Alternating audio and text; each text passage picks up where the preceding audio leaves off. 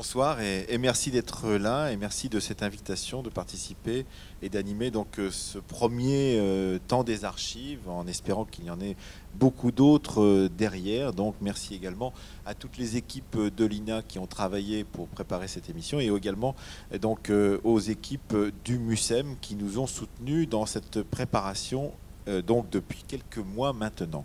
Donc premier temps des archives et nous avons voulu partir de cette date importante qui marque les gens de ma génération, en tous les cas. C'était il y a 40 ans.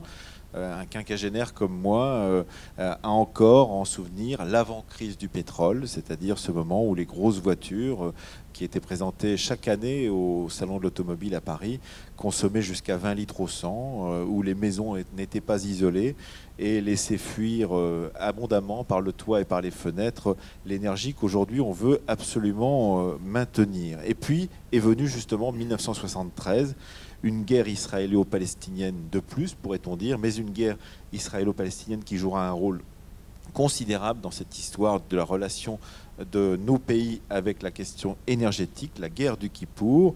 Et à l'issue de cette guerre, eh bien évidemment, le prix du pétrole a considérablement augmenté, doublé dans un premier temps, puis ensuite considérablement augmenté, et donc a conduit à des politiques d'aménagement justement du rapport à l'énergie qui ont été considérables et qui ont changé notre rapport à la vision que l'on pouvait avoir de cette production d'énergie et de sa consommation. Et c'est ce dont nous allons parler avec notre invité, Alain Beltran. Il est directeur de recherche au CNRS, à l'unité IRICE, IRICE, qui est une unité mixte Paris 1, Paris 4 et CNRS.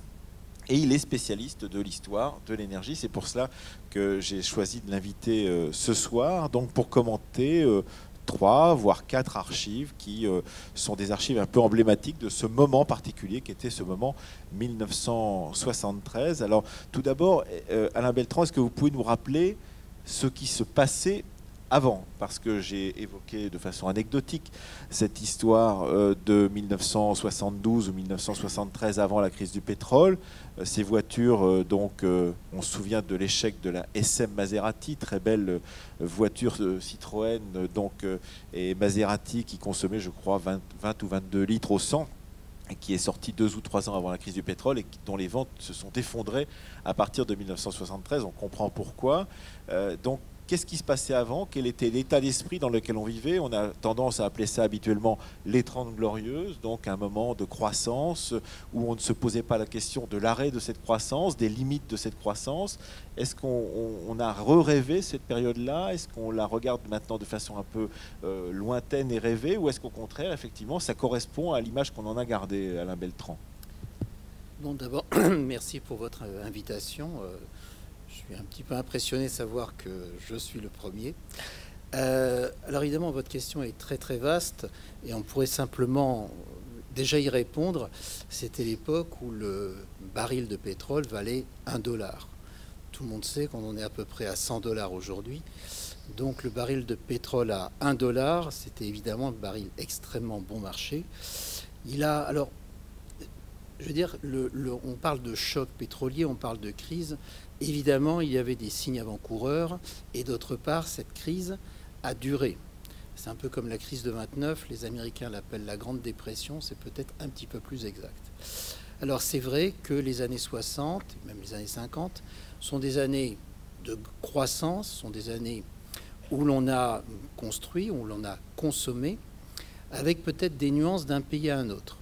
Pour faire simple, dans le cas de la France, dans le cas d'une bonne partie de l'Europe occidentale, il y a une part de rattrapage, simplement dû au fait de la crise des années 30, de la guerre et du fait qu'il a fallu reconstruire.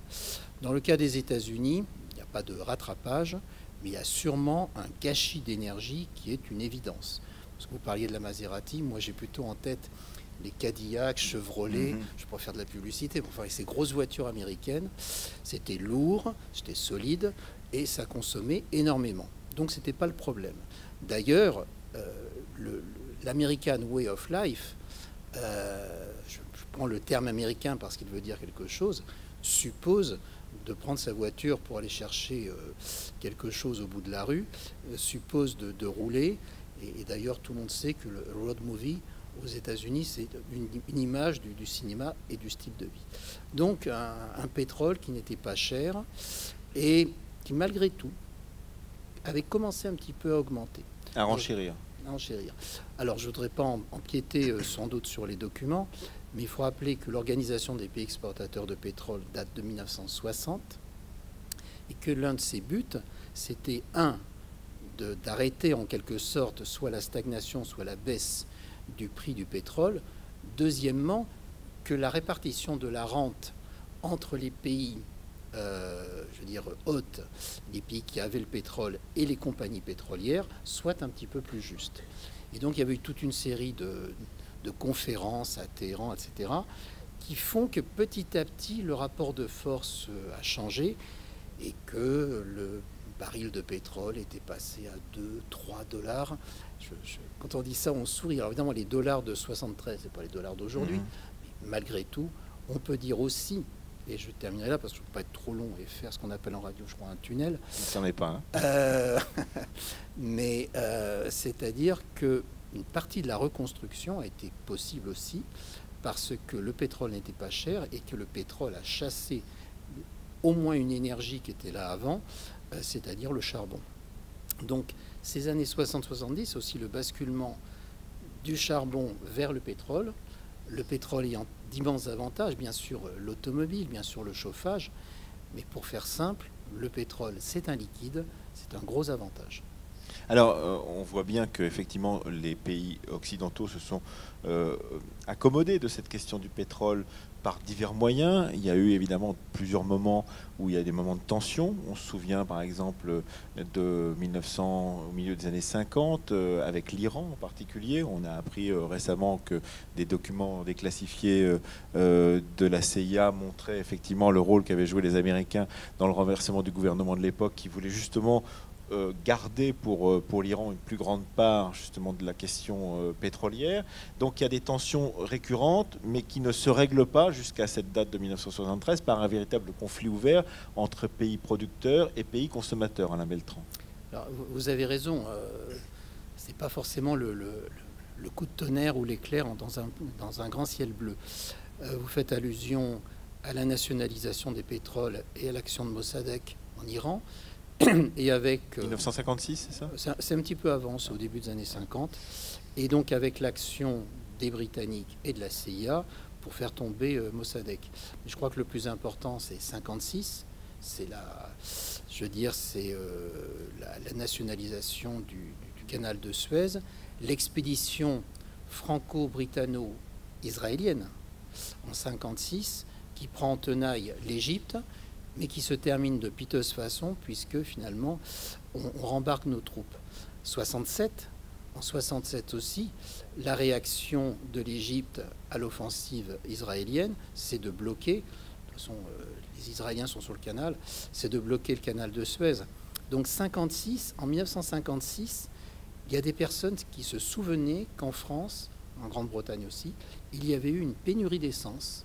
Il y a des photos que je vois d'autobus bondés, etc., parce qu'il y avait des restrictions. En 67, fermeture du canal de Suez. Donc il y a un chemin qu'il faut allonger, il faut passer par le cap de Bonne-Espérance, donc il faut faire des navires plus gros.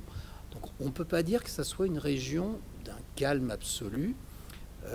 En disant ça, il y a une image d'un coup qui me vient, c'est, vous savez, je ne sais plus quel Tintin, si c'est Coq en stock ou autre.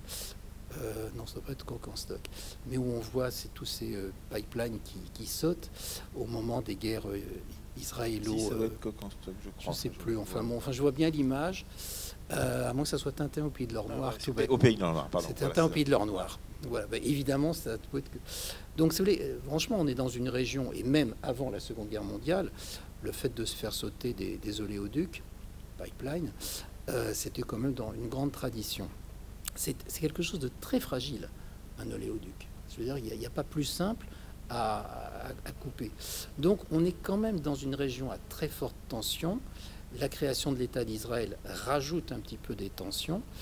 Et puis, dernière chose, nous sommes dans une époque où il y a deux blocs, un bloc occidental et un bloc communiste, et donc où évidemment tout doit être vu aussi par rapport à ce jeu entre les deux grands. sans compter que nous sommes dans une époque de post-décolonisation, avec donc en particulier tout proche l'indépendance de l'Algérie, toute proche l'indépendance de l'Algérie. Là aussi, la volonté des Algériens d'avoir leur autonomie, même si les Européens continuent à opérer sur le sol algérien. Donc, d'une certaine façon, on voit bien aussi la volonté de récupérer pour certains pays l'initiative en matière de gestion de l'énergie qui est sur leur territoire, Alain Beltran. Tout à fait. Hein. Alors là, vous avez raison, les années 60, c'est les grandes années des indépendances. Alors tout n'est pas fini. L'indépendance des colonies portugaises, ça interviendra au milieu des années 70. Angola, Mozambique. Voilà, Angola, Mozambique et Guinée-Bissau.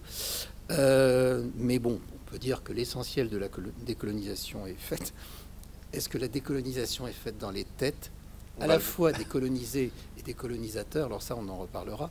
Mais c'est vrai que ce sont des événements assez récents et que d'autre part, dans les années 70, cela s'accompagne, en particulier de la part de l'Algérie, de la demande dans ce qu'on appelle un nouvel ordre économique international, NOEI. L'idée est simple, c'est nous exportons, disent les pays fraîchement décolonisés, nous exportons des matières premières et on achète des matières transformées. Donc finalement, ça c'est pas intéressant. Donc pour pouvoir nous industrialiser, il faut vendre plus cher nos matières premières.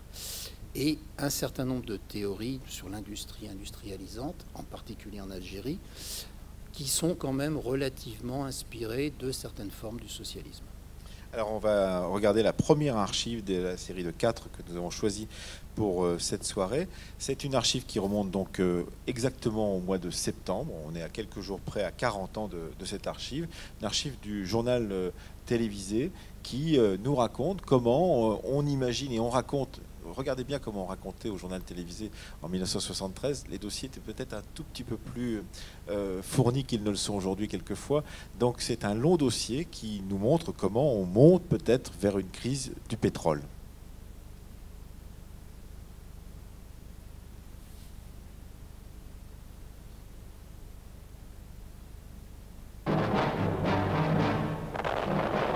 Tout a commencé ce jour-là.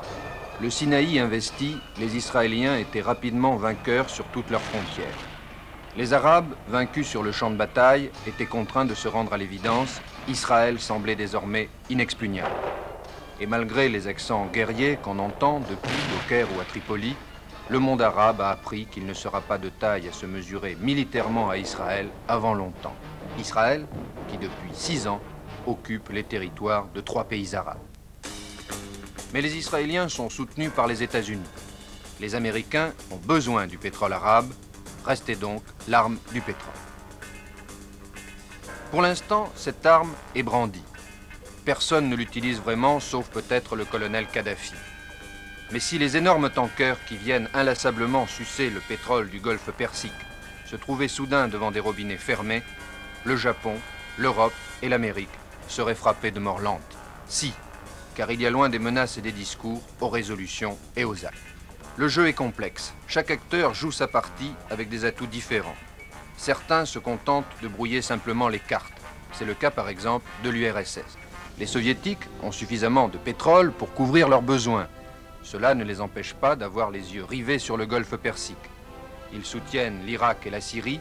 Ils entretiennent certains maquis révolutionnaires dans les Émirats. Moscou sait que le besoin d'énergie est le point faible des Américains, alors, prudemment, mais sciemment, les Soviétiques font tout pour rendre la plaie sensible. Le Japon, tributaire à près de 100% du pétrole arabe, se garde bien, lui, de faire de la politique. Comme les Allemands, les Japonais utilisent l'arme tranquille du sourire. Ils construisent, pour les émirs ou pour le Shah, des usines et des écoles à des prix défiant toute concurrence. Les Anglais jouent un peu sur tous les tableaux, et se contentent surtout de rester dans l'orbite américaine. Au fond, le seul pays qui ait choisi presque ouvertement le camp arabe, c'est la France. Bien sûr, avec des restrictions et sans rompre avec Israël, mais la conférence de presse du général de Gaulle en novembre 1967 restera quand même un tournant capital de la politique française. Une fois mis un terme à l'affaire algérienne, nous avions repris, avec les peuples arabes d'Orient, la même politique d'amitié, de coopération qui avait été pendant des siècles celle de la France dans cette partie du monde et dont la raison et le sentiment font qu'elle doit être aujourd'hui une des bases fondamentales de notre action extérieure. Une des bases fondamentales de notre action, on ne saurait être plus clair. Depuis, la politique française n'a d'ailleurs pas varié. Reste le joueur numéro 1, les États-Unis. Ce sont les plus directement concernés et ceux qui seraient à même de réagir le plus vigoureusement en cas de menace sérieuse sur le pétrole du Moyen-Orient. La 6e flotte n'a jamais cessé de croiser en Méditerranée. Certes, le président Nixon vient de lancer un plan de développement des sources d'énergie autres que le pétrole. Nous sommes en faveur de négociations entre Arabes et Israéliens, a dit M. Nixon, et nous sommes pour la paix. Il n'empêche qu'actuellement, les Marines s'entraînent dans un désert californien, simulant des combats dans le sable par 40 degrés à l'ombre, c'est-à-dire dans les conditions exactes des déserts arabes. Il est difficile de croire qu'il s'agisse d'un hasard, et il faut faire aussi la part du bluff. Il n'empêche que ces soldats s'entraînent. Et puis, il y a les Palestiniens. Ils ont compris depuis longtemps l'importance du pétrole. Dans les périodes de tension entre Israël et ses voisins, il n'est pas rare de voir un pipeline dynamité ou une station de pompage attaquée. L'an dernier, en Italie, les Fédayines ont fait sauter un dépôt tout entier. Ce coup d'éclat a provoqué un renforcement des mesures de sécurité autour de tout ce qui est raffinerie, dépôt ou appontement pétrolier, pratiquement dans le monde entier. De nouveaux attentats ne sont pas exclus. Mais en définitive, c'est quand même l'argent du pétrole et non le pétrole lui-même qui reste à l'heure actuelle l'arme principale des pays arabes. Au cours de la récente crise monétaire, on a accusé les cheikhs du Moyen-Orient d'avoir joué contre le dollar pour provoquer son effondrement, ce qui reste d'ailleurs à prouver, car l'essentiel de leur fortune est surtout fait de dollars, ce qui était aussi joué contre eux-mêmes. Il n'en reste pas moins qu'une fortune fabuleuse est en train de s'amasser entre quelques mains dans quelques petits pays d'Orient. En 1980, les réserves des États de la péninsule arabe atteindront près de 100 milliards de dollars. C'est un chiffre proprement colossal qui autorise tous les rêves, mais aussi quelques craintes. Alors voilà, cette archive assez formidable de 1973. Rappelons que c'est une archive qui date du 15 septembre 1973 et que c'était diffusé au journal télévisé dans une longue série donc, de plusieurs numéros autour de cette crise pétrolière qui menaçait. Elle n'était pas encore véritablement intervenue. Elle n'interviendra qu'un mois plus tard, donc au moment de la réunion des pays de l'OPEP à Kuwait City. Ça n'est qu'un peu plus tard que ça n'arrivera. Mais néanmoins, on voit bien qu'il y a la menace qui est latente et on s'attend à quelque chose. On ne sait pas très exactement à quoi. On n'imagine sûrement pas que ça va être aussi catastrophique que pour le prix du pétrole, mais on pense qu'il y a quelque chose là-dedans. Alors là, on voit beaucoup de choses dans cette archive, Alain Beltrand. D'abord, le pressentiment du journaliste, sûrement bien informé, de la possibilité que plus tard de grandes monarchies pétrolières du Golfe soient très puissantes et beaucoup d'argent. On pourrait gloser à l'envi sur les capacités de l'Arabie Saoudite, des Émirats Arabes Unis ou du Qatar aujourd'hui à investir dans le monde entier, mais aussi la question de l'arme comme moyen politique et de la fragilité, puisqu'il y a à ce moment-là des attentats palestiniens sur beaucoup de lieux qui sont considérés comme sensibles et qui sont des lieux soit de stockage, soit d'approvisionnement en pétrole. Qu'est-ce qu'on peut dire autour de tout cela, Alain Beltrand ? D'abord que c'est un beau reportage, complet, etc. C'est vrai que ça devient rare maintenant qu'à la télévision, on ait un reportage aussi long et aussi bien construit. Ce qui est intéressant, c'est la position des différents pays. On voit qu'il y a à la fois des intérêts économiques, évidemment liés à la dépendance au pétrole, et puis toute une géopolitique. Alors peut-être dire un mot sur les États-Unis. Il y a comme deux petites choses intéressantes à rappeler pour les États-Unis. D'abord, en 1971, je pourrais faire un cours d'histoire économique, ça serait un petit peu tristouné, mais malgré tout, les Américains, Nixon a décidé de décrocher le dollar de l'or, de le laisser flotter en quelque sorte, ce qui est revenu à une dévaluation du dollar. Ce qui veut dire qu'en particulier les pays producteurs, exportateurs de pétrole qui étaient payés en dollars se sont retrouvés aussi avec des gains inférieurs. Et la deuxième chose qui est intéressante, et alors là on arrive dans des situations beaucoup plus compliquées, c'est que les Américains sont de gros producteurs de pétrole. Or, à partir de ces années 70, il y a une courbe très célèbre d'un géologue, les Américains ne trouvent plus suffisamment de pétrole chez eux et leur production est stagnante, sinon doucement maintenant déclinante. Et la part des importations pétrolières américaines augmente. Donc d'un pays qui a été longtemps un très gros exportateur et qui était autosuffisant, il se rend compte, je ne veux pas faire d'anachronisme, mais ça explique aussi certaines politiques récentes autour des gaz de schiste et compagnie, il se rend compte qu'il va devenir un importateur un jour et que, évidemment, c'est un talon d'Achille.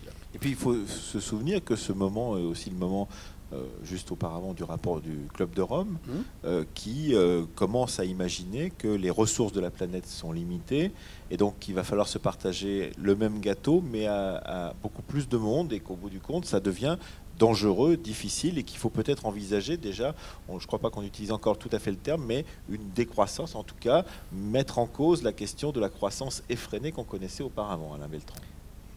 Il me semble, c'est une des idées que je voulais développer plus tard, mais qui n'a rien d'original, qu'en dehors de ce premier choc pétrolier suivi d'un deuxième quelques années plus tard, d'un second, puisqu'il n'y a pas de troisième, il y a aussi autre chose, c'est que l'ensemble de ces années 70 ont un rapport, comme vous venez de le dire, un petit peu différent par rapport à la croissance. C'est-à-dire que cette croissance très forte, elle a des contreparties, par exemple l'exploitation de ressources finies, et puis il faut rappeler, puisqu'on est dans le pétrole, qu'il y a un certain nombre de catastrophes de navires qui ont la malheureuse habitude de s'échouer sur les côtes bretonnes en particulier. Il y a eu le Torrey Canyon, dans les années 70 il y a l'Amoco Cadiz, et que en Allemagne il y a ces pluies acides, etc. Et que donc le souci qu'on ne voit pas du tout dans tous ces reportages du respect de la nature, de ce qu'on appellerait aujourd'hui le développement durable, naît dans ces années 70. Et en effet, pourquoi une croissance toujours aussi forte? Malgré tout, ça reste quand même, je veux dire, la foi profonde dès qu'on gratte un petit peu. Alors pour terminer sur l'ensemble de ces pays, sans être trop long, donc les États-Unis ont une position, je veux dire, assez compliquée. Ce qui veut dire aussi qu'on a dit à un moment que finalement l'augmentation des prix du pétrole n'était pas forcément une catastrophe pour les compagnies pétrolières. D'une part, j'achète plus cher, mais je vends plus cher, donc finalement, il n'y a pas trop de différence. Mais que d'autre part, le fait que le pétrole soit plus cher, il quadruple en 73-74 et il double à la fin des années 70. Donc on passe de 1, 2, 3 dollars à 35, 36 dollars, ça fait quand même une grosse différence. Eh bien, ça permet de dégager la possibilité d'exploiter d'autres pétroles. Et il y en a un qui saute aux yeux, c'est celui de la mer du Nord. Tant que le pétrole était 1 ou 2 dollars, il y a des explorations, il y a des gisements qui sont beaucoup trop chers. À partir du moment où on est à un pétrole très fluctuant, alors que, vous savez, j'aurais pu vous l'apporter, il y a une courbe qu'on voit partout qui montre un petit peu l'évaluation du prix du pétrole. Je ne vais pas faire l'éloge des cartels, mais le cartel des 7 sœurs, des grands pétroliers, a réussi à stabiliser pendant presque une bonne partie du XXe siècle le pétrole. Et là, ça lui échappe. Donc ça veut dire aussi que il y a des pétroles au Venezuela, au Canada, des schistes bitumineux, le pétrole en mer, le pétrole qu'on appelle offshore, eh bien, qui devient intéressant. Donc là aussi, c'est vrai que on change tout à fait toutes les données, et c'est un tournant, ces années 70, qui annonce, je veux dire, toute une série d'intentions et un paysage nouveau qui est un peu le nôtre. Alors, tout de même, on n'est pas exempt dans ce reportage de certains clichés sur les populations étrangères. Le Japon a forcément l'arme du sourire, et les gens de Grande-Bretagne, les Anglais sont forcément des gens qui jouent un double jeu, mais ça remonte au moins à la guerre de 100 ans, donc ça n'est pas très étonnant. Ce qui est intéressant, c'est de voir qu'on se positionne aussi dans ce reportage sur une position gaulliste, Donc depuis la fameuse conférence de 1967, dont on n'a pas gardé la phrase qui restait célèbre sur Israël, pays sûr de lui et dominateur, donc cette fameuse conférence du général de Gaulle. En tous les cas, on voit bien la façon de renouer avec les populations arabes d'Orient, comme le dit le général de Gaulle, qui sont, selon le général de Gaulle, les bases fondamentales de notre action extérieure. Alors ça, c'est assez intéressant parce que ça jouera un rôle psychologiquement sur les années qui vont suivre, mais aussi ça n'aura pas de rôle immédiat sur la façon dont on va gérer cette crise qui va venir, Alain Beltran. Ah bah, je veux dire, l'aspect le plus intéressant, ce tournant du général de Gaulle. Alors, est-ce que alors c'est très difficile. Est-ce que c'est une politique pro-arabe? Disons qu'il prend ses distances avec Israël, et vous avez bien raison de rappeler cette phrase qui est un peu ambiguë. Hein.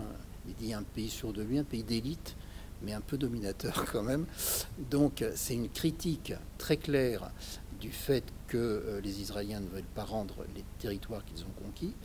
Et donc là, il y a un tournant de la politique française, un tournant qui est aussi une demande d'équilibre. Et la France, en 73-74, va jouer un rôle un petit peu, va essayer de jouer un rôle d'interface entre le monde arabe, et puisque nous sommes ici, je dirais en particulier le monde arabe méditerranéen, l'Algérie, et l'Europe, de façon à expliquer la position, ce qui fait que la France, je ne l'ai pas encore mentionné, en 73, les décisions arabes, c'est aussi d'imposer un embargo aux pays qui soutiennent Israël, en particulier les États-Unis et les Pays-Bas. Il y a un pays qui n'est pas du tout menacé par l'embargo, c'est la France. Non seulement il n'est pas menacé, mais en plus nous avons un traité secret avec les Saoudiens pour, alors je ne me rappelle plus si c'est 30 millions ou 60 millions de tonnes de pétrole, enfin un super contrat. Qui n'a pas été une affaire d'ailleurs, puisqu'ils l'ont vendu très cher. Enfin, peu importe. Mais en tout cas, si un pays qui n'est pas menacé, c'est la France. D'où vous voyez tout de suite les critiques américaines et européennes. La France s'est vendue au monde arabe pour quelques barils de pétrole. Et l'inverse, la tentative de... Il y a une conférence à la fin de l'année 73 à Copenhague, je ne me rappelle plus la date, peu importe, où Georges Pompidou essaye de lier une nouvelle politique européenne vis-à-vis du monde arabe dans une optique plus juste, plus équilibrée, et où, bien sûr, les échanges pétroliers seraient importants. C'est un échec. La France est isolée. C'est évident que les Allemands, la plupart des pays européens de l'Europe de l'époque, devait être que 9, ne suivent pas la France. Et ça sera encore plus vrai l'année suivante. Les Américains lance un projet d'agence internationale de l'énergie qui est une arme contre l'OPEP et à l'intérieur de l'OPEP contre l'OPAEP, l'organisation des pays arabes exportateurs de pétrole, et la France refuse de faire partie de cette agence internationale de l'énergie. Alors on écoute le deuxième extrait, un extrait qui date de quelques semaines après le premier extrait du mois de septembre 1973. C'est dans un grand documentaire de la télévision de l'époque, qui doit faire le point justement sur ces questions de menaces pétrolières. Ça date de novembre 1973. Énergie en Europe et en France. Sommes-nous dans une phase critique? C'était la question qui était posée par ce documentaire.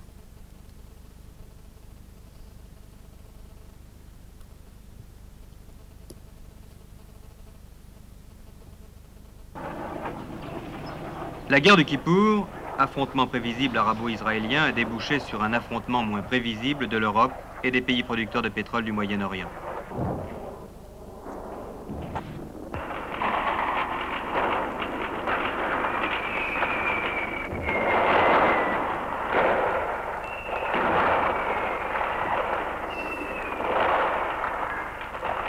Certes, depuis longtemps, des pays producteurs de pétrole caressaient l'idée d'utiliser à des fins politiques leurs richesses.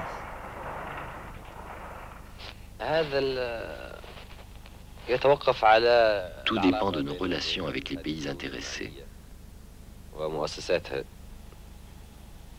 Cette crainte pourrait devenir une réalité dans le cas où ces pays, foulant aux pieds les droits des Arabes, s'allieraient à l'ennemi israélien dans le domaine des activités commerciales. Toutefois, si chacun s'en tient aux dispositions des accords existants, si chacun se borne à défendre ses propres intérêts en se gardant de se lancer dans des aventures périlleuses, nos rapports pourront se poursuivre harmonieusement.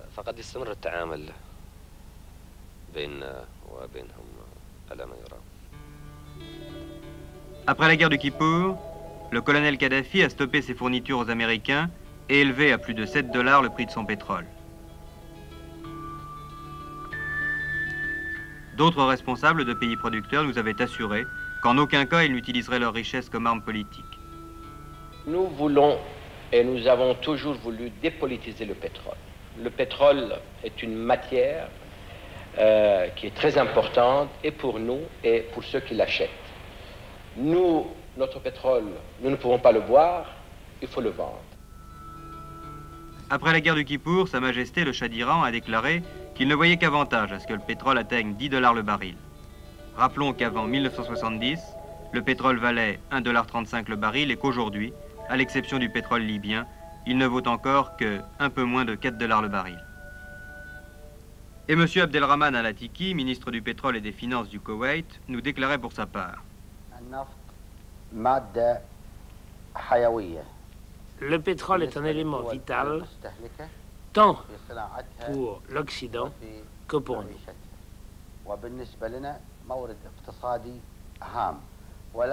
Pour nous, parce qu'il représente une source économique essentielle, que nous ne pouvons pas prendre légèrement, sinon nous exposerions et notre vie et celle de l'ensemble des peuples arabes.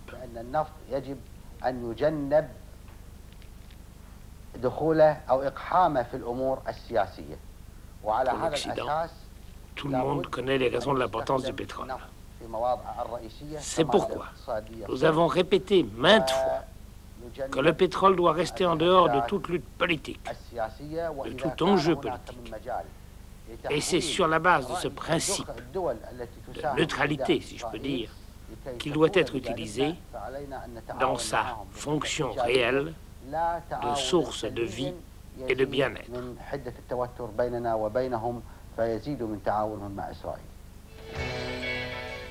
C'était l'été dernier. Depuis, le Koweït est à la pointe des pays qui utilisent le pétrole à des fins politiques.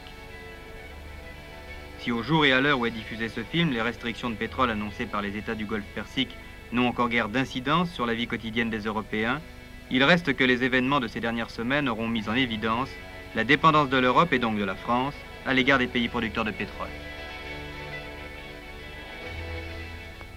Après la guerre dite de Kippour et les menaces de restrictions de pétrole qui ont suivi, un certain nombre d'Européens et de Français ont haussé les épaules en disant le pétrole est chez des pays pauvres et faibles, nous n'avons qu'à aller le chercher par les armes.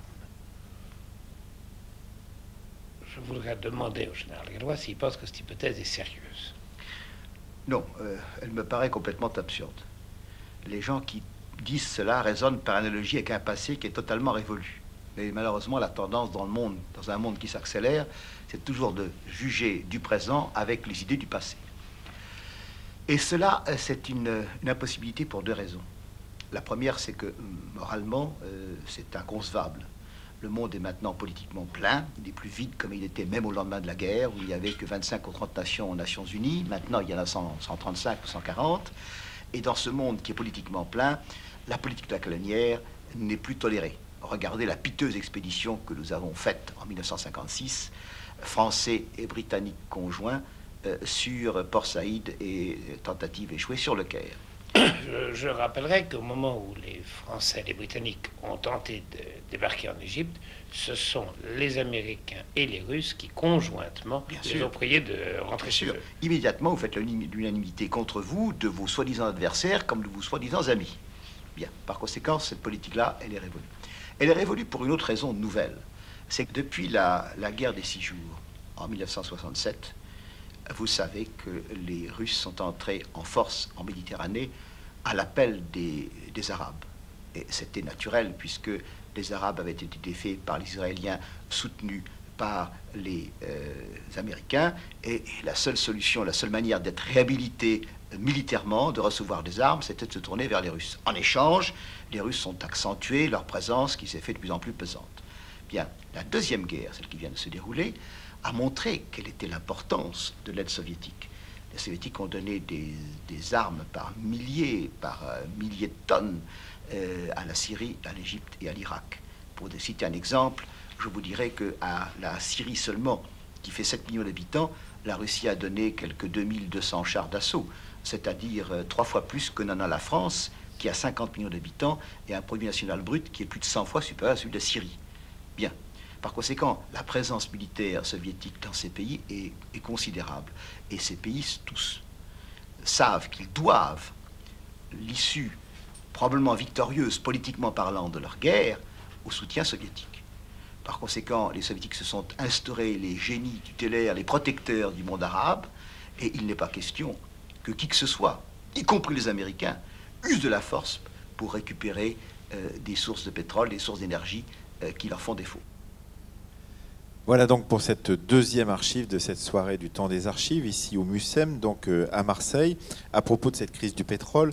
Donc une archive qui date du 16 novembre 1973, où on entend, et le dernier intervenant est le général Gallois, un des grands penseurs de la stratégie en France dans ces années-là, mais également un peu plus tard, on entend parler de neutralité politique du pétrole. Alors ça, c'est un moment important. C'est ce que dit en l'occurrence le ministre du pétrole du Koweït à l'époque. Il faut que le pétrole reste dans la neutralité politique, alors même que de l'autre côté, on entend le colonel Kadhafi dire qu'il doit être là, le pétrole, pour garantir les droits des Arabes. Donc on voit bien qu'il y a deux discours opposés à l'intérieur même des pays producteurs du pétrole et des pays arabes producteurs du pétrole.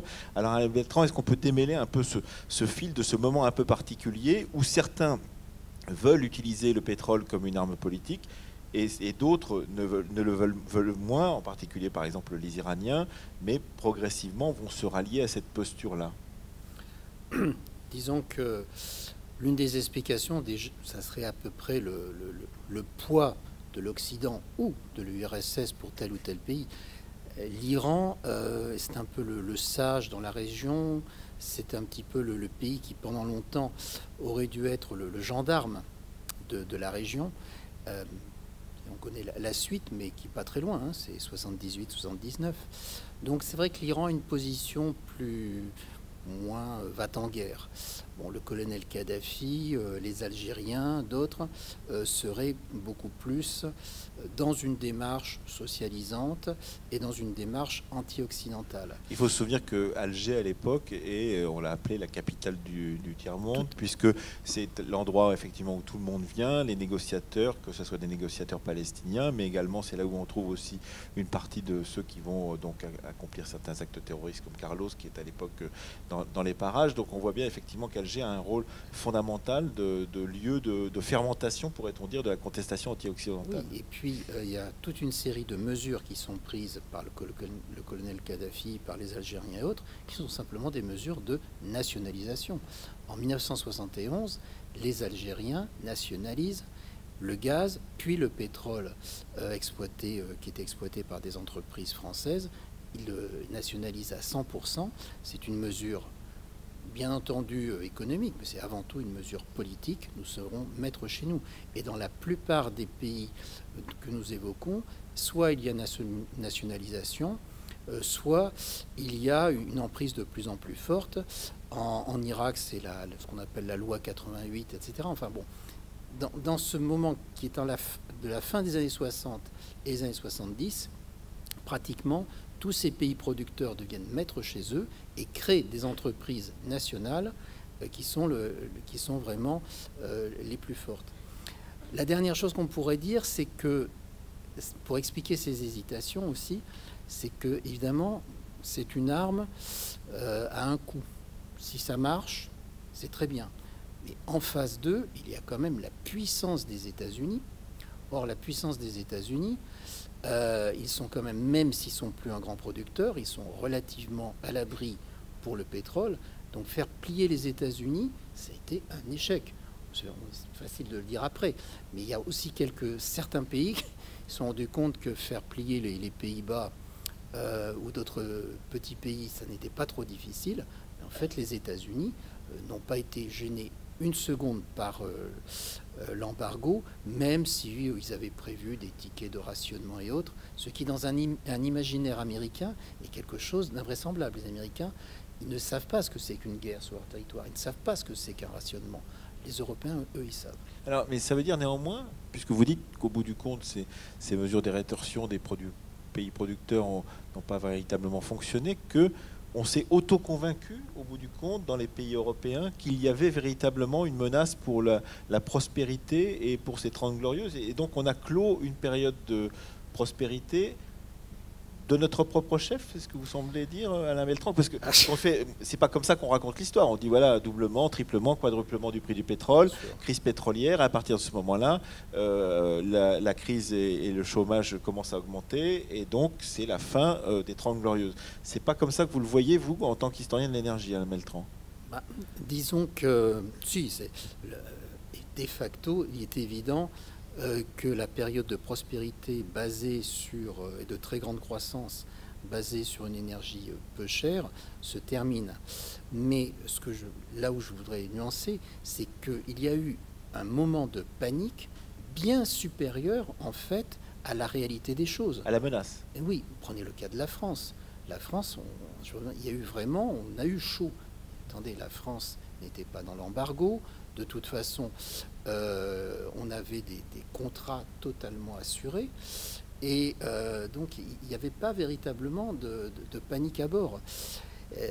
C'est le seul pays qui véritablement a fermé ses autoroutes. Il y a ces images assez amusantes où on voit les autoroutes avec plein de vélos, c'est les Pays-Bas. Mais je crois qu'il y a eu une prise de conscience que le pouvoir...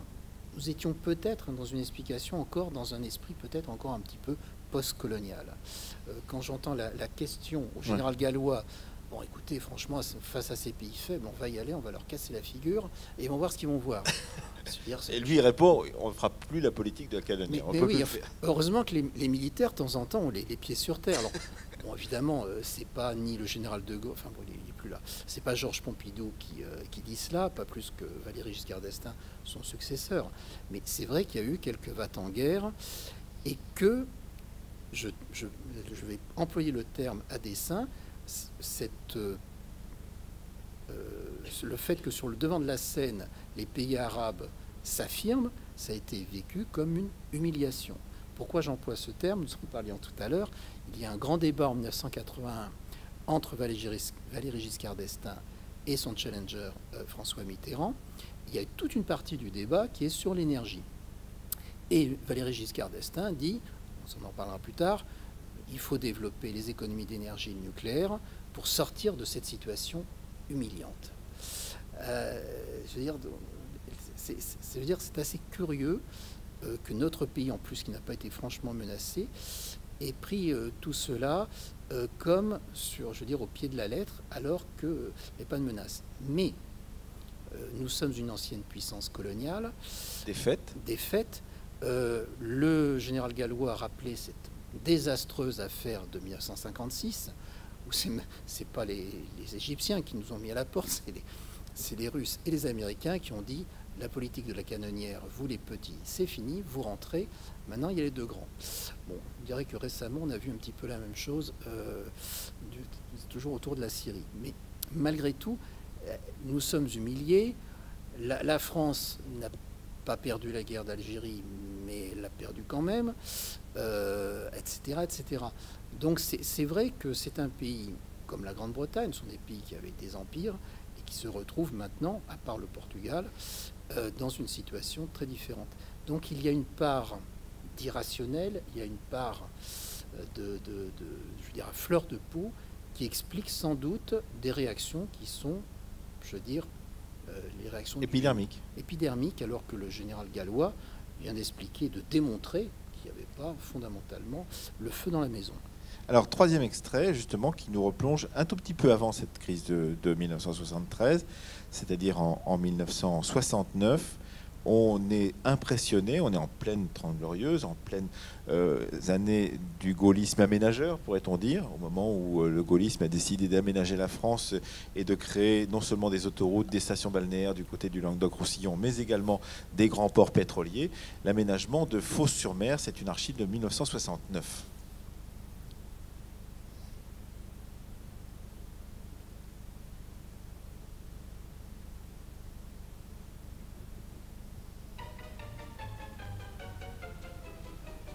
Ces milliers d'hectares désertiques qui entourent le golfe de Fos avaient de quoi tenter les audacieux et les rêveurs, et ils ont rêvé cela.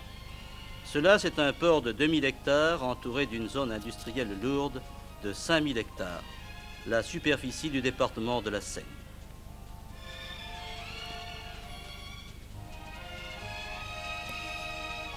Ainsi, puisque l'eau et la terre se disputaient, les hommes décidèrent de régler leurs différends. Ils concrétisèrent là une vieille ambition phocéenne dont les racines remontent à 26 siècles en arrière, comme l'évoque M. Léon Bétous, président du port autonome de Marseille. Dans l'édification progressive de notre établissement portuaire, 4 étapes essentielles peuvent être dégagées. La première a duré 25 siècles, c'est l'aménagement et l'utilisation de la calanque du Lacidon qui avait été choisie autrefois par les phocéens. Le port que vous connaissez actuellement, ce que l'on appelle le Grand Port de Marseille, et qui s'étend du vieux port jusqu'aux collines de l'Estac, a été construit en 100 ans. Il y a 50 ans à peine, Marseille a estimé devoir enjamber les collines de l'Estac pour passer à la conquête de l'étang de Berre et de ses rives, pour ensuite être appelé à approfondir la passe de Port-de-Bouc pour réaliser le port pétrolier de la Vira que vous connaissez, qui s'est construit sous l'égide de la Chambre de commerce et d'industrie de Marseille. Ce port de la Vira, inauguré en 1952, est déjà actuellement dépassé par l'évolution très rapide que nous avons connue des caractéristiques des navires, surtout après les 2 fermetures du canal de Suez. Le président Bétous nous précise les avantages de la position géographique de Fos par rapport à Marseille et au reste du pays. Fos est à 50 km de Marseille, un golfe profond de 10 km de large sur 10 km de haut, avec la ligne des fonds de 50 mètres qui effleure au sud du golfe, avec derrière la vaste plaine de Crau où des dizaines de milliers d'hectares sont disponibles pour des implantations industrielles. Aucune concentration d'habitat à proximité, seul Arles à 30 km de distance. Le Rhône borde cet ensemble puisqu'il se jette à la mer à l'extrémité ouest du golfe de Fos. Ce site exceptionnel à l'extrémité sud du puissant axe de circulation que constitue le couloir rhodanien, à proximité du premier port et de la 2e ville de France, a vocation naturelle à accueillir un port et une zone industrielle à l'échelle de l'Europe de demain.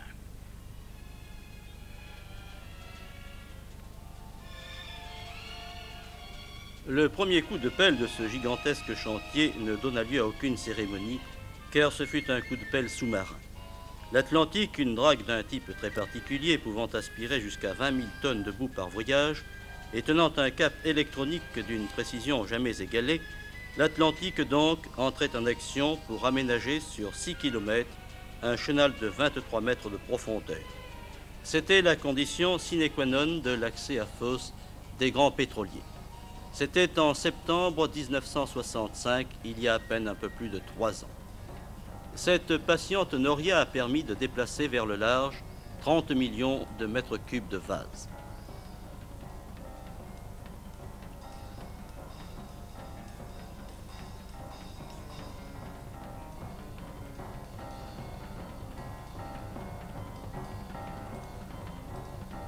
Parallèlement, près de ce qu'il était convenu d'appeler la terre, d'autres machines géantes aspiraient les alluvions patiemment déposées depuis des siècles par le Rhône pour les rejeter vers l'intérieur. Là, les boues en séchant rehaussaient le niveau général des terrains et comblaient peu à peu des zones immenses de marécages réputées inutilisables. Le manque de matériaux solides décidait les techniciens à opérer de façon originale. Le port de Fos ne serait pas gagné sur la mer, mais creusées dans les terres. Cela impliquait la manutention de millions de mètres cubes de limons et de galets, mais cela permettait aussi un remblayage peu coûteux. Et puis j'en avais vu grand. Les deux darses principales auraient 3 km de long sur 600 mètres de large, une surface qui permettrait à 5 bohèmes d'atterrir de fond. La zone industrielle ne manquerait pas d'eau. La nappe phréatique alimentée par le Rhône est à 3 mètres de profondeur. Quant à l'énergie électrique, ces câbles soutenus par de puissants caténaires serviront de lyre à l'éternelle complainte du Mistral, puissant ventilateur qui chassera vers le large les fumées des usines. Dans cette baie du repos, comme l'appellent les pêcheurs de là-bas, la mer a pourtant ses colères. Il fallait donc construire une digue. Le golfe, bien abrité à l'ouest, restait ouvert à l'est. L'ouvrage devait avoir 2 km de long, mais la pierre était rare. Les galets de crocs, jusqu'alors inutiles, connurent leur heure de gloire. Alliés à des tétrapodes de béton, ils ont permis en 2 ans de réaliser l'avancée qui autorise dès maintenant l'accueil des pétroliers géants.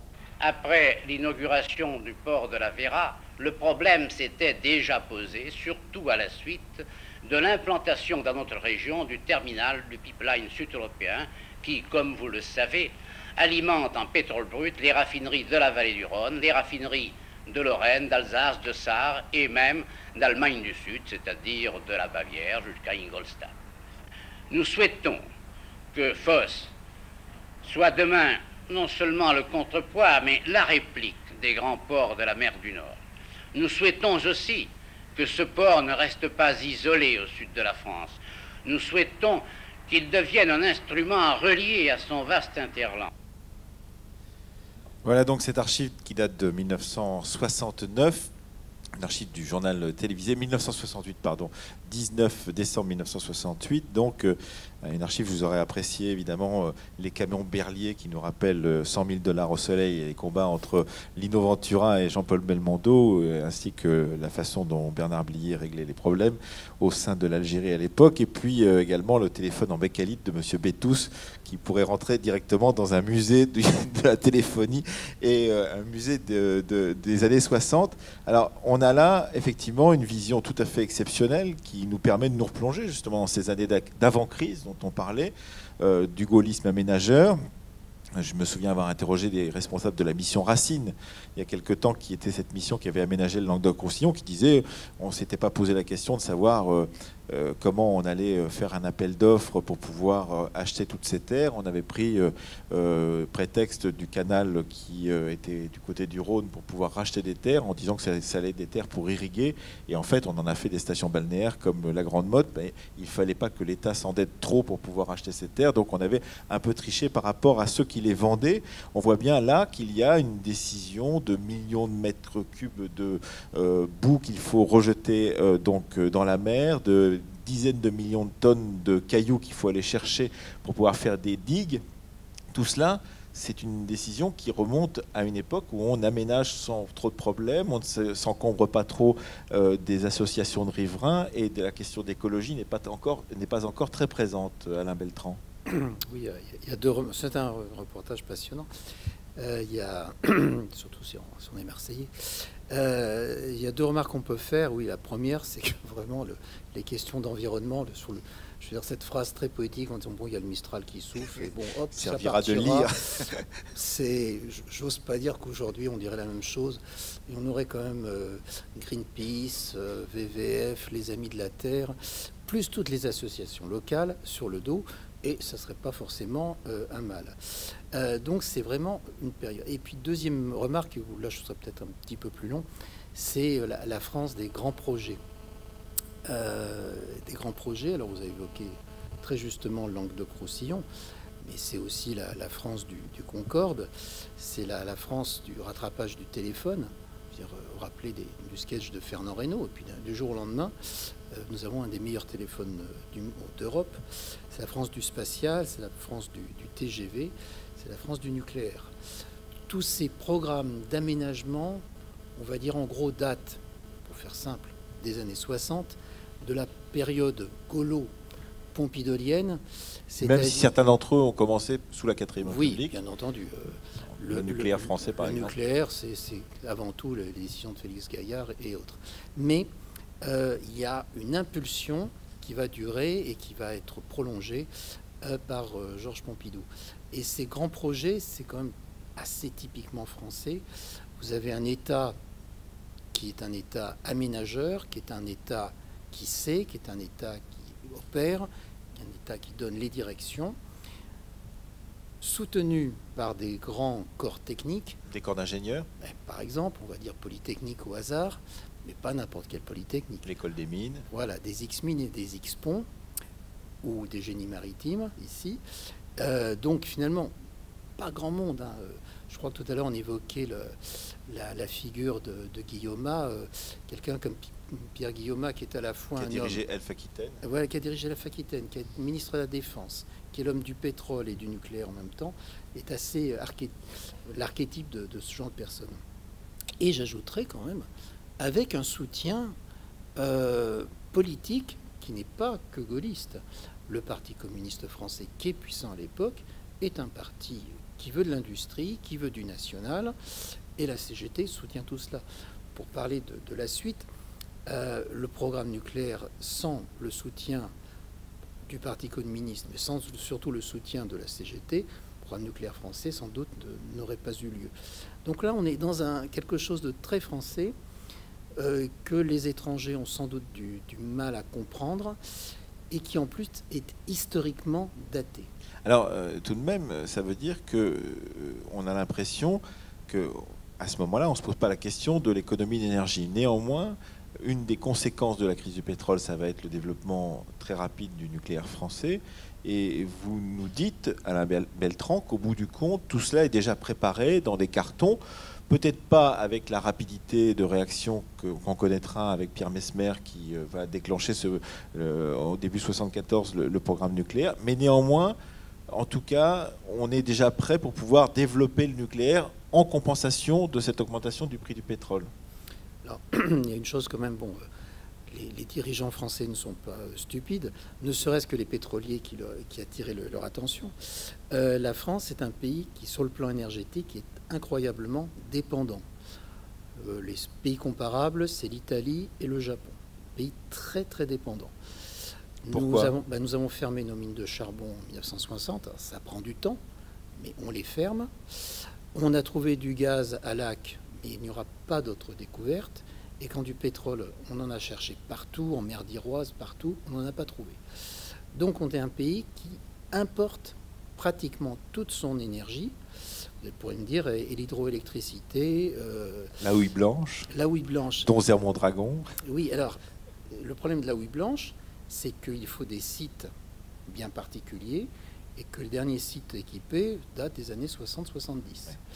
Quant le fil de l'eau, je ne vais pas faire un cours d'électricité parce que je ne suis pas ingénieur, mais le fil de l'eau, c'est très gentil, mais c'est une production en continu.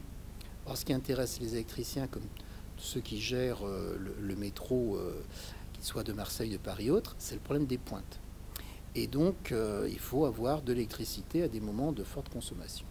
Donc ça, c'était connu. Et l'une des idées qui apparaît dans les années 60, c'est que puisque, selon le slogan « on n'a pas de pétrole, on va avoir des idées », l'idée, ça a été petit à petit de lancer un programme nucléaire qui devait progressivement prendre de l'ampleur. Or, c'est très clair qu'en 1971, le programme, c'est mon téléphone qui parle. Il faut le mettre peut-être sur la position avion bon. Et ça sera parfait. Désolé. Et donc en 1971, par exemple, EDF a décidé d'augmenter, enfin c'est le gouvernement qui lui demande d'augmenter son programme électronucléaire, mais selon une pente qui serait un plan incliné. Ce qui arrive en 73-74, c'est qu'on lui demande de faire le maximum qu'elle peut et très brutalement. Alors nous parlerons après de tous les problèmes que ça peut poser. L'autre pan, ce sont les économies d'énergie. Alors certaines économies... C'est le lancement de Bison Futé dans ces années-là. C'est donc les économies avec 19 degrés, on peut parfaitement vivre dans une chambre et s'il fait froid, on se rajoute un pull. C'est les limitations de vitesse. C'est par exemple, puisque vous êtes journaliste, le journal télévisé, enfin non, les programmes, pardon, pas le journal télévisé, les programmes télévisés qui s'arrêtaient à 23 heures, quand on y réfléchit un peu, c'était pas une grosse économie d'énergie, mais et ainsi de suite, enfin le changement d'heure, etc. Et donc on s'habitue progressivement à l'idée que justement on est dans un monde Voilà. clos, et donc il va falloir faire attention à ces ressources qu'auparavant on dépensait sans compter. Voilà. Donc je pense que pour faire des économies, il n'y a que deux façons. Et c'est vrai pour nous, chaque fois qu'on reçoit notre facture de gaz, d'électricité, de fuel, je ne sais quoi. Vous avez le prix. Quand ça commence à devenir cher, on fait des économies. Ça, c'est les industriels, les particuliers, etc. Et puis, il y a aussi le fait de sensibiliser l'opinion publique. Et ça a été les campagnes, vous avez fait allusion à Bison Futé, etc., à ces campagnes sur le style « on n'a pas dit de pétrole, mais on a des idées », etc., de sensibilisation, où on n'a pas voulu dramatiser, et très souvent on a utilisé l'humour. Tout cela, est-ce que ça a donné des résultats? Parce que finalement, c'est la question qu'on se pose. Si on regarde de près, je n'ai pas les chiffres en mémoire, mais je peux vous les donner. En gros, ils sont exacts. En 73-74, on consommait un petit peu plus de 100 millions de tonnes de pétrole. Et on était parti, parce que vous savez, c'est l'époque de la planification, c'était 120, 130, 150 millions de tonnes. Puis c'était très bien, puisque ça voulait dire qu'il y avait de la croissance. Eh bien, on a essayé de faire de la croissance sans consommation d'énergie. Et aujourd'hui, on est dans les 80 millions de tonnes de pétrole. C'est-à-dire que 40 ans après, on a réussi à maintenir une activité importante, une croissance qui en ce moment est faible, mais enfin peu importe, sans que ça soit corrélé à l'usage d'énergie, des énergies fossiles. Disons qu'on est passé des économistes diraient d'une élasticité forte à une élasticité faible. Et donc ça, c'est quand même des résultats, je dirais, importants, très liés aussi à l'année 75, qui a été une année de récession. Alors peut-être on va vous donner la parole, puisque il faut aussi que vous posiez quelques questions, vous en avez peut-être quelques-unes, et puis on terminera, si je vous le propose, par une dernière archive qui est légèrement déconnectée de notre propos, mais néanmoins pas tant que cela, puisque c'est une archive qui date de 1973 et qui nous dit quelque chose sur ce qu'était justement cette société de consommation de 1973. Est-ce que quelqu'un ou quelqu'une veut nous poser la première question à Alain Beltrand? Sachant que la première question est toujours la plus difficile, on peut passer à la deuxième. Passons tout de suite à la deuxième.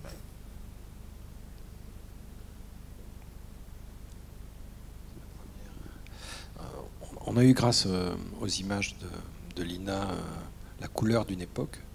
Et pour faire le saut un peu 40 ans après, qu'est-ce qui change dans la perception de l'énergie aujourd'hui, vous qui êtes un spécialiste de toutes ces questions d'énergie, quel type de basculement on voit? Est-ce que, au fond, la dépendance au pétrole est aussi considérable, même si vous avez noté les phénomènes d'économie d'énergie? Donc, comment passe-t-on d'une époque à l'autre, au fond, et comment les images, au fond, permettent de comprendre un peu l'esprit du temps, la couleur d'une époque, et ce qui fait qu'évidemment on ne s'exprimerait plus de cette façon aujourd'hui, puisqu'on voit bien quand même que le débat sur l'énergie est un débat central. Je pense par exemple au choix, par exemple, de la politique allemande d'arrêter le nucléaire, de revenir au charbon, des choses comme ça. Comment est-ce que vous voyez au fond cette question de 73-2013, enfin, faire le pont entre ce que l'on a vu en 73 et ce qui est un peu sous nos yeux à propos de l'énergie en général et du pétrole en particulier? Excellente question. La réponse n'est pas si évidente que ça, parce qu'évidemment, il y a énormément de facteurs. Bon, on l'a déjà dit, il y a quelque chose d'extrêmement, qui est totalement absent dans ces débats des années 70, qui est toute la dimension environnementale. Il est certain, alors, environnement immédiat, mais maintenant les questions sont des questions universelles. C'est la première fois depuis quelques années où on pense que l'utilisation de l'énergie, et en particulier des énergies fossiles, peut avoir une conséquence dramatique sur l'ensemble du globe. Donc on est bien passé de problèmes, j'allais dire, locaux à des problèmes universels. Ça, c'est un premier changement qui me paraît un changement très important. Il faut se souvenir qu'à cette époque-là, à la télévision française, il y avait une émission qui s'appelait La France défigurée, de Michel Péricard, qui était une émission qui montrait les atteintes au paysage en particulier, par la construction sauvage, la façon dont la société française envisageait son environnement, mais c'était, disons, ponctuel et limité au territoire national. Effectivement, ensuite, il y a eu, à la fin des années 70, la naissance de la notion de patrimoine, d'abord un patrimoine architectural assez classique, pour s'élargir ensuite dans les années 70 et 80 au patrimoine plus récent. Et effectivement, cette prise en compte de la question de la préservation de ce qui auparavant pouvait être détruit sans problème était relativement nouveau et n'était pas encore advenu à ce moment-là à la Beltran. Ça, bon, je pense que c'est un premier point, une première différence. Le deuxième point, ça c'est peut-être plus facile, et en même temps c'est pas si simple. En gros, en 73-74, nous étions dépendants à 75% de l'étranger pour nos énergies. Du fait des économies d'énergie et du fait du programme électronucléaire, nous sommes arrivés à 50% de dépendance, ou 50% d'indépendance. Alors là, nous sommes typiquement dans la bouteille à moitié vide ou à moitié pleine. Certains écologistes vous diraient, tout cet argent qu'on a mis dans le nucléaire, tout ça, pour arriver finalement à un résultat qui est quand même pas si extraordinaire. Et d'autres vous diraient, mais faites le calcul de tout ce qu'on a économisé, et vous verrez. Et cette notion de dépendance-indépendance, vous voyez, elle n'est pas si facile, d'autant plus qu'elle pose la question des usages. Le problème des usages du pétrole, maintenant, c'est pas tellement qu'on se chauffe au fioul, il y a encore des gens qui se chauffent au fioul, on leur fait comprendre que c'est cher. Le problème, ce sont les transports, et en particulier les transports individuels. Et là aussi, c'est un vrai problème de société. Dire il faut mieux prendre le tramway, le métro ou le TGV comme nous, etc., plutôt que prendre sa voiture, bien entendu. Mais en même temps, on se rend compte que la société fait exactement le contraire. Nos banlieues s'agrandissent, et donc par définition, on a besoin de voitures parce qu'il n'y a pas des transports partout. Bon, moi, j'habite la région parisienne. Il faut bien voir que pratiquement tout banlieusard a une voiture, et souvent deux voitures. Donc vous voyez, ce genre de problème, on passe exactement ce que vous disiez, de problèmes très locaux à des problèmes beaucoup plus globaux qui sont extrêmement difficiles. Et la troisième chose que je verrai très différemment, c'est que depuis quelques années, il y a un terme que je n'avais presque pas entendu, qui maintenant devient un terme fréquemment employé, est celui de précarité énergétique. Il est clair que dans tous ces problèmes, tout à l'heure, moi-même, j'ai parlé des grandes puissances, etc. Vous savez que ceux qui ont souffert le plus des chocs pétroliers, c'est les pays du tiers-monde qui n'avaient pas de pétrole. C'était évident. On n'en parle pas du tout, mais il y a des pays africains, sud-américains qui ont vraiment... ça a été très dur. Aujourd'hui, si on reprend la société française, l'énergie, qui n'était pas fondamentalement un problème social, est en train, malgré tout, de devenir un problème. On se rend compte que les plus pauvres ou les moins riches, ce sont ceux qui ont les maisons les moins isolées. Alors, peut-être qu'à Marseille ou à Toulon, ma belle famille est de Toulon, alors je suis un peu un régional par accident, mais je veux dire, quand vous êtes à Sedan ou à Hasbrook, c'est pas tout à fait la même chose. L'isolation devient quelque chose d'important. La précarité énergétique, c'est une forme de précarité dans la précarité globale. Je veux dire, c'est quelque chose de plus vaste. Donc, si vous voulez, pour répondre à votre question, ces trois éléments que je ne voyais pas du tout dans les années 73, 74, pour les années 70 pour faire simple, puisqu'on n'a pas parlé du deuxième choc pétrolier, mais qui maintenant deviennent très importants. Et je rajouterai simplement, parce que évidemment ça nous entraînerait jusqu'à 10 heures du soir, qu'au cœur de tout ça, vous avez un débat dans le débat qui est le nucléaire, bien sûr. Qui veut poser une autre question à Alain Beltran, qui devoir éclairer sa lanterne, si je puis dire. Électrique, nucléaire ou lampe à pétrole, c'est comme on veut. La perceuse électrique, non, nucléaire. Oui. Oui, bonsoir. Moi, j'ai une question qui est le lien entre l'énergie, ou enfin le pétrole, et la croissance. On voit que depuis les années 70, la consommation de pétrole a stagné en France, hein, ou même diminué. Et on peut voir aussi que la croissance, elle n'a pas fortement augmenté, voire en ce moment on est en croissance zéro, voire négative. Donc il y a des gens qui disent que tout ça est lié. Je pense notamment en France à Jean-Marc Jancovici qui développe des théories là-dessus. Je voudrais avoir votre opinion à ce sujet. Alors, ici j'ai une casquette d'historien, donc je répondrai en historien. Vous auriez peut-être des avis d'économistes différents. Ce qui me paraît évident, et là je ne vais pas trop me mouiller, c'est que la croissance des années, ce qu'on appelait des 30 glorieuses, pour faire simple, les années 50, les années 60 et une partie des années 70, était une croissance de rattrapage. Il faut imaginer qu'il n'y a que le Japon qui faisait mieux que nous. Ça reste, je veux dire, il faut se rappeler que nous avions des croissances à 5-6%. Ça laisse rêveur. Mais c'était très largement une croissance de rattrapage. Le 19e siècle, qui est un siècle de bonne croissance, la croissance tout le long, en moyenne, autant qu'on puisse la calculer, c'est entre 1 et 2%. On se dit que finalement une croissance de 2%, ça serait pas si mal.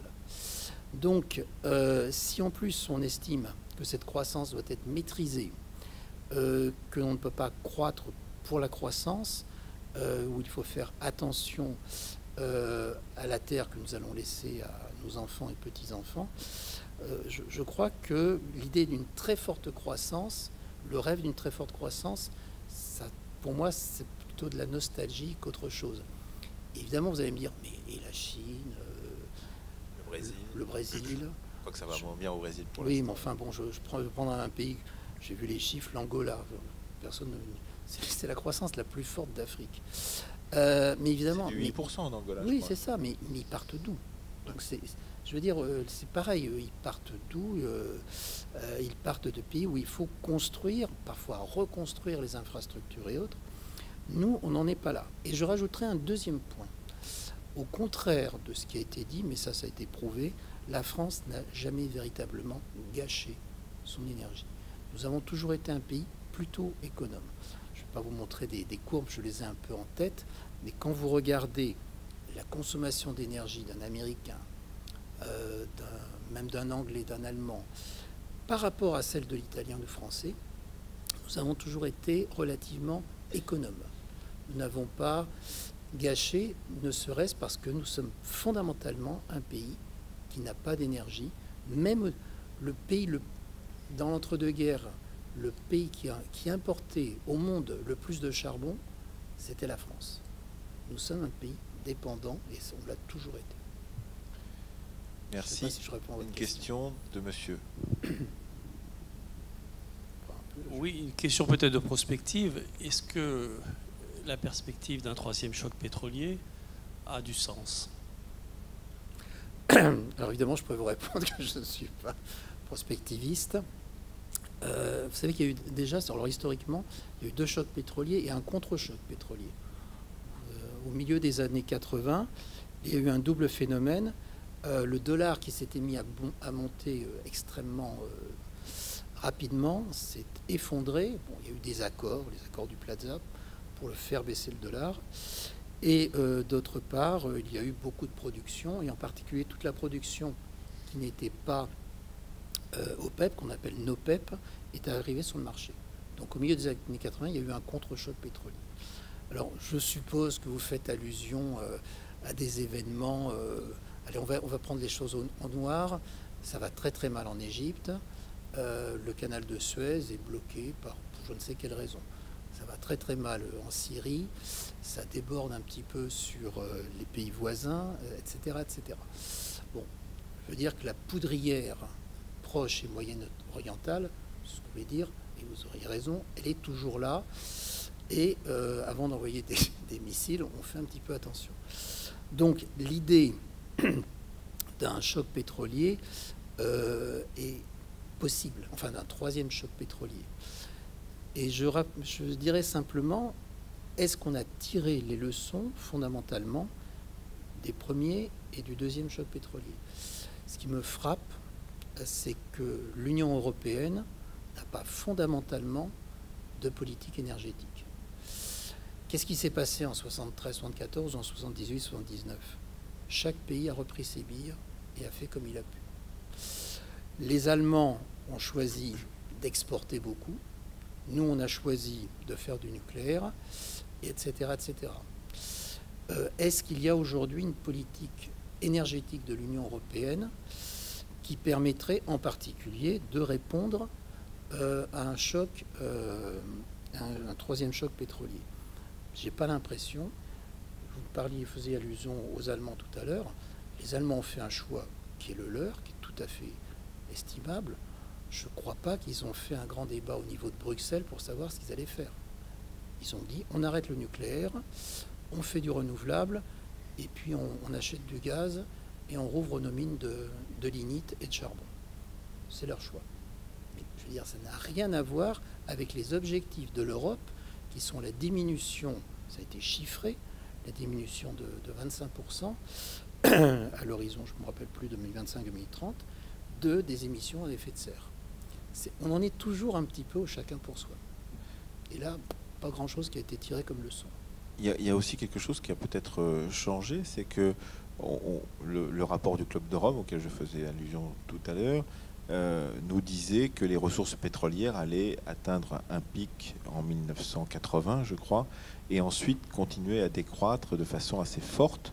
Or, on s'est aperçu qu'au bout du compte, on a trouvé ce qu'on appelle des méga-gisements, par exemple, et qu'au bout du compte, ces ressources pétrolières continuent à augmenter, et à chaque fois, on repousse d'un peu plus loin, de 20 ans ou de 30 ans, le moment où on ne trouvera plus de pétrole. Alors, c'est peut-être lié à ce que vous disiez tout à l'heure, Alain Beltrand, c'est-à-dire que l'augmentation, le renchérissement du prix du pétrole fait qu'au bout du compte, on est obligé et on peut aller les chercher plus loin, dans des conditions plus difficiles, dans des gisements qui sont plus difficiles d'accès et donc plus chers.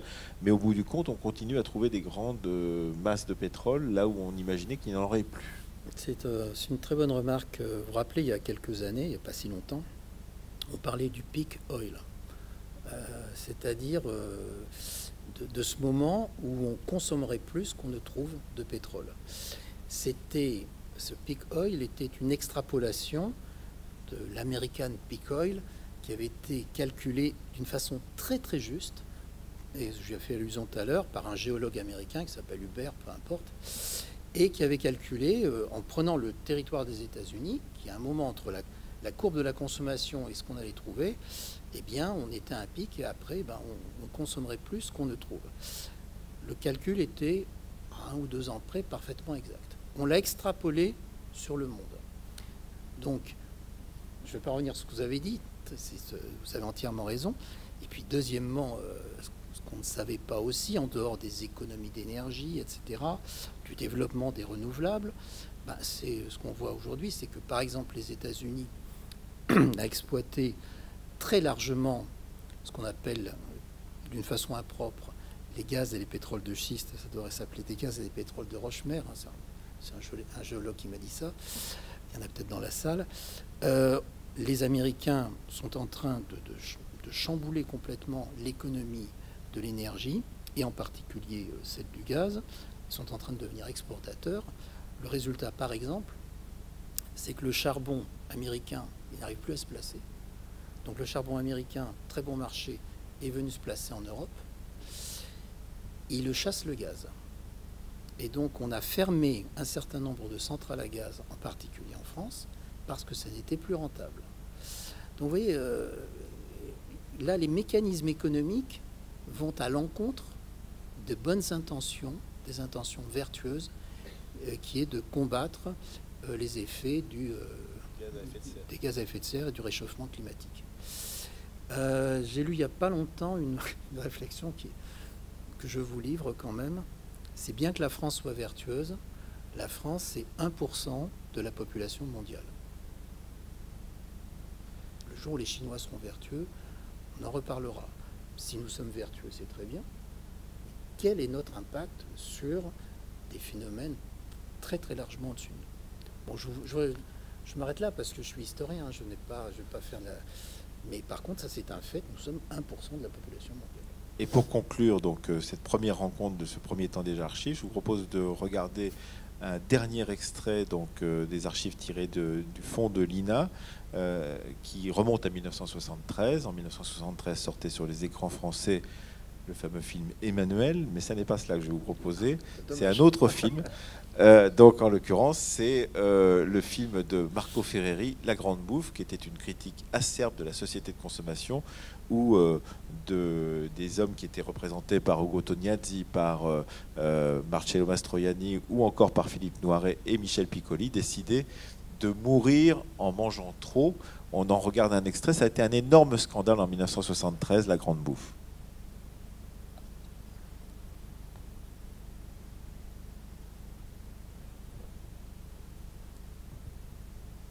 Manger pour vivre ou vivre pour manger.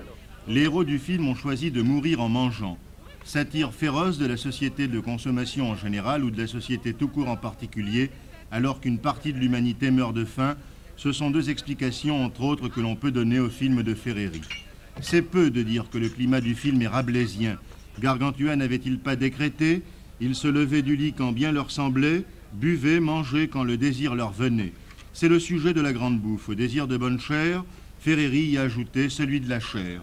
Un film étonnant où deux acteurs font un numéro non moins étonnant, Philippe Noiret et Ugo Tognazzi, dans une imitation qui fera date dans les annales du cinéma.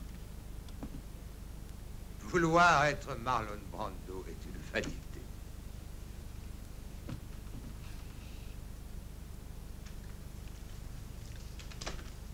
D'ailleurs, Brando, Marlon, n'est qu'une sorte d'épiphénomène. Marco Ferreri est un pessimiste. Quand on a épuisé les espérances de la jeunesse, manger finalement, n'est-ce pas survivre? Moi, je pense que manger, c'est survivre pas seulement pour moi, pour vous, pour tous les gens. Je dirais que c'est un film pas philosophique, mais un film physiologique.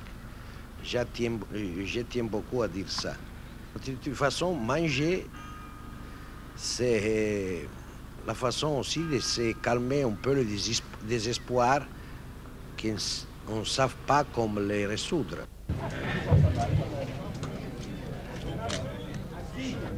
Ils étaient là, tous quatre, Tognazzi, Mastroianni, Piccoli et Noiret, augmentés de l'excellente comédienne Andrea Ferreol, pour entourer, au cours d'une conférence de presse pour le moins animée, le réalisateur Marco Ferreri dans son one-man show italo-francophone.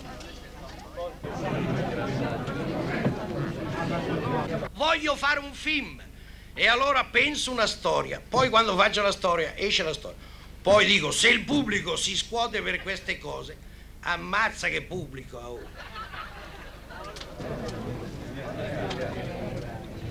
Si.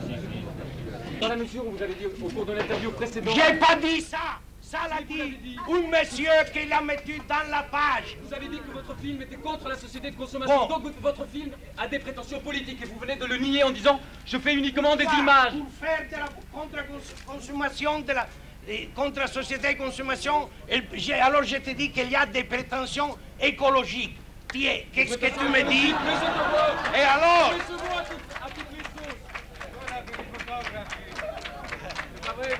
Vous pouvez pas le nier, vous pouvez pas le nier. J'ai dit contre, j'ai dit les frères, mais si tu veux que j'ai dit contre la société de consommation, j'ai dit c'est une prétention écologique, d'accord? Comme tu dis que j'ai dit, alors j'ai dit que c'est un film écologique. Et alors? Voilà donc pour ce dernier extrait donc, de cette bagarre qui a été si forte à Cannes d'abord, mais également lors de la sortie du film en salle. On se souvient peu de ce qui a été la sortie de La Grande Bouffe. Ça a été un moment très fort de critique de la société de consommation, même si en l'occurrence Marco Ferreri dit que ça n'est pas ça. Critique de la société de consommation, ça a été pris comme tel, des gens qui mangent trop pour pouvoir jusqu'à en mourir au bout du compte, Alain Beltran. Oui, bon, je pas commenter parce qu'évidemment la métaphore est extrêmement forte. Ce qui m'a frappé, c'est l'utilisation à plusieurs reprises du mot écologique, qui est un mot qui au début est un mot scientifique, savant, etc., et qui là devient, je veux dire, un mot militant et qui est asséné pour autour de lui. Donc c'est vrai que c'est extrêmement intéressant. Il faut se souvenir que c'est l'année suivante à la présidentielle, c'est la première candidature écologique, celle de René Dumont. On n'est que 5 ans après 1968. Merci, donc merci, et on se retrouve le mois prochain donc pour un nouveau temps des archives ici au MUSEM. Donc et nous traiterons d'un autre moment, 1983, très exactement 10 ans après la date en question. Et là, nous traiterons de la marche des beurs.